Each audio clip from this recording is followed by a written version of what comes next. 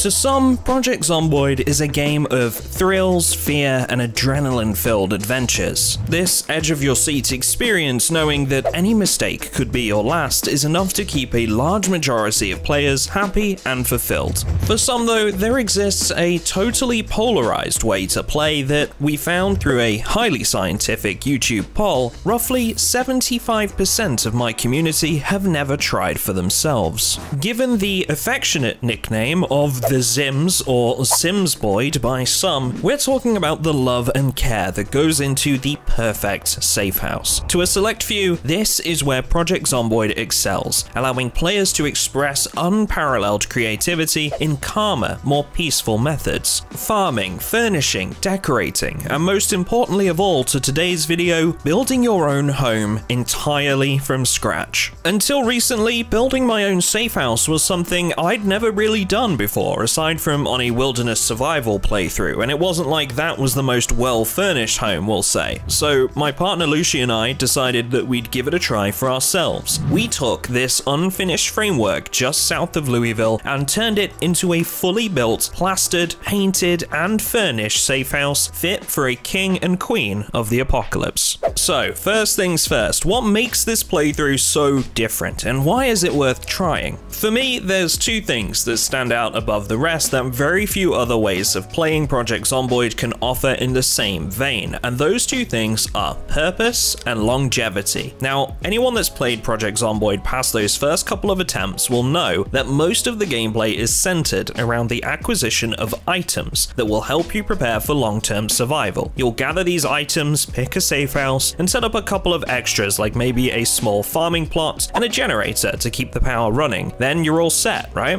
That's it. Now you just survive. When you're building your own safe house though, this list of key items is massively extended. It's like going to the grocery store, having been used to shopping for one person, and now suddenly you're shopping for a family of 4. But we're not just gathering items for survival. No, now we have something we're creating here, a bigger purpose that is going to drive us through hours and hours of playtime with ease. Something that transcends the life of a single character, something that you'll quickly find you will grow attached to as you spend more time on it. And oh boy, are you going to spend a lot of time on this if you decide to follow this kind of playthrough all the way to the end. Project Zomboid's building system right now is deceptively detailed, and as such takes a massive amount of time investment when taking on a larger project, like say constructing a 2-story house from the ground up. With surprisingly few people actually having experienced this method of survival, you might not know much about the mechanics attached to it, or the sheer amount of supplies required. Just to get the walls constructed in the first place took hundreds of wood planks. And keep in mind here that we weren't even building the frames, since most of those were already here for us. I spent hours just chopping down trees, loading them up into a truck a few at a time, and then unloading them near the house for Lucy to start building. And this was just the first step of the process. It immediately starts to hit home quite how long you're going to be at this. See what I did there? Hits home because we're building it. Yeah, anyway, I'd be willing to bet that at least some of you that try this won't go any further than this stage. This kind of momentous task becomes a gigantic time sink, which made me question more than once whether it would be something we'd see to conclusion. Nevertheless, we pressed on, and soon enough, we were picking out cabinets for the kitchen. This actually gives me a fantastic opportunity to mention some of the mods we had in play during this playthrough, because although Project Zomboid does come with an in-depth system associated to building, in which you'll need to construct walls, spend time plastering them, and then painting them, it does lack some customization options, especially when it comes to furniture. To tackle this issue, we installed the building menu mod, which if you're looking for something to add a multitude of options when it comes to furniture and decor, is absolutely unmatched. If you're going completely vanilla with this kind of playthrough, you'll need to actually go and acquire all of your furniture out in the world. That includes cabinets, wardrobes, dressers, everything down to the floorboards and tiles you'll be walking on within your new not-so-humble abode.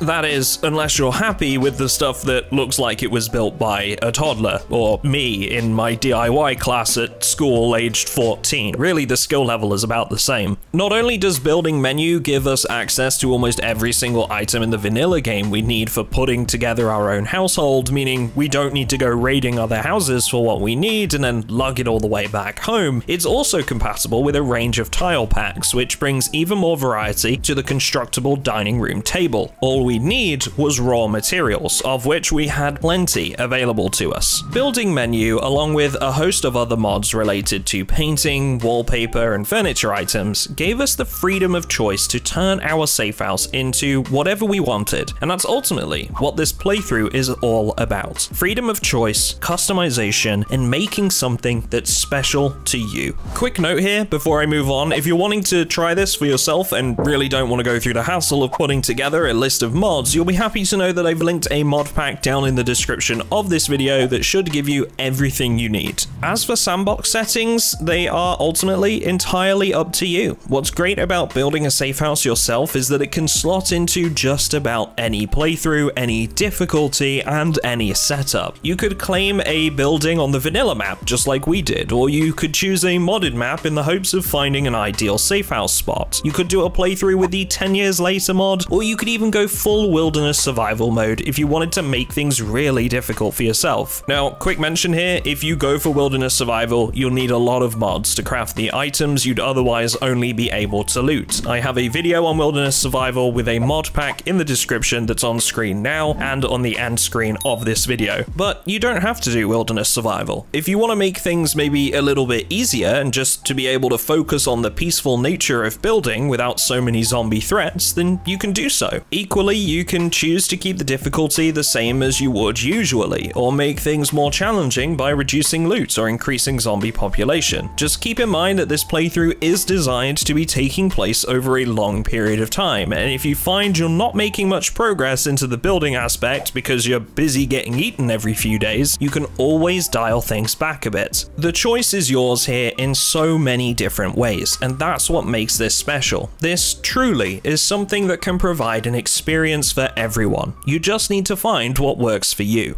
We chose to take over one of the unfinished building plots just to the south of Louisville. This is a fantastic area since you'll have a range of unfinished construction projects to choose from, and you won't be too far from an entire city full of supplies. Obviously, you can build your own if you'd prefer, but by selecting a pre-built framework like we have, you'll also be able to properly safe house the building in multiplayer to protect your home from theft or griefing. In our case, it gave us a more realistic layout to work with rather than being tempted to start some sprawling mansion or post-apocalypse haven. Of course, you aren't limited to the framework of the home you choose if you go the same way that we did. You could knock out a wall here and there, or you could completely rework the floor plan. You can decide to tackle this alone if you'd like. There's definitely nothing to say that you can't. However, as we got further and further into the construction of our ideal home, I found there's a certain magic to building your own safe house when you're playing with someone that's as enthralled by this side of Project Zomboid as you are.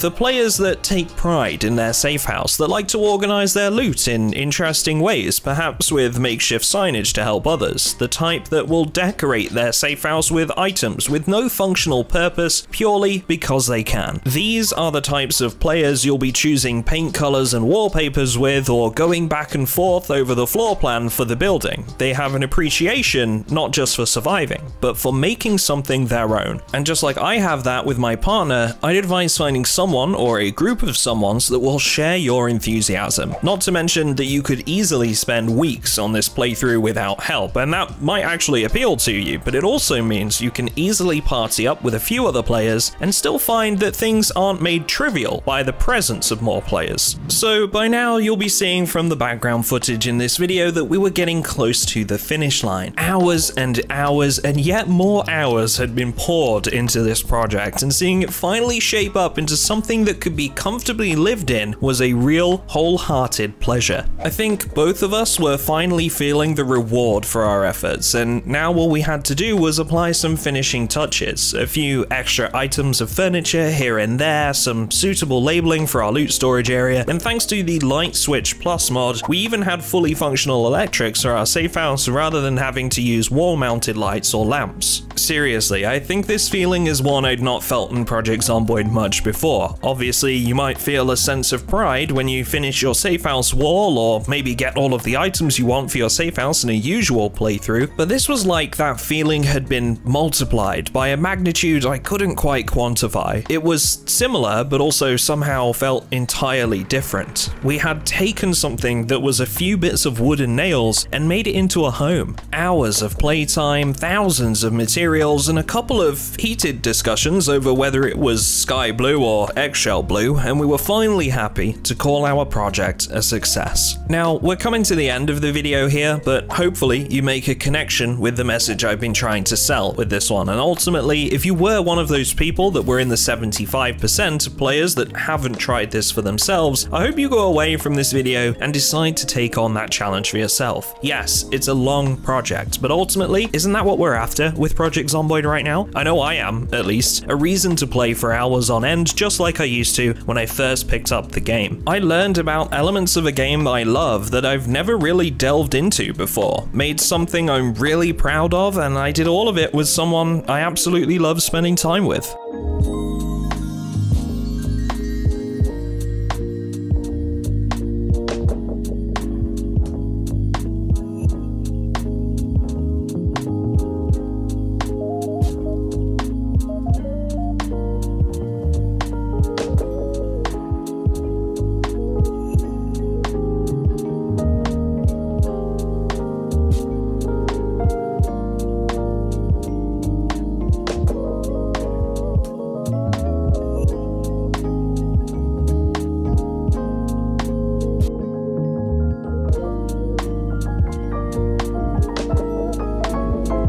If you can get that for yourself, you absolutely should. To round off this video, I do just want to make a quick mention that in the last day or two, I've decided to take a pretty big step and make a second channel dedicated to VOD content. If you've ever seen my announcements that I'm streaming but either haven't been able to stop by or just don't really like using Twitch, then hopefully this is something that will offer you a middle ground that works for you. I'm basically just going to be taking streams and uploading them on this second channel for anyone that likes to maybe have longer form content playing in the background or on a second monitor. Anyway, there's going to be a link to that second channel in all of the video descriptions from here on, including this video, and you'll also be able to find it right here below my name on the main channel at any point. There's already a couple of VODs available that I posted just recently, so if you want to go and maybe try one of those or subscribe to that channel, I'd super appreciate it, and I hope you enjoy seeing some more unedited, raw gameplay stuff. So that's it from me. Thanks everyone, and I will see you all in the next one.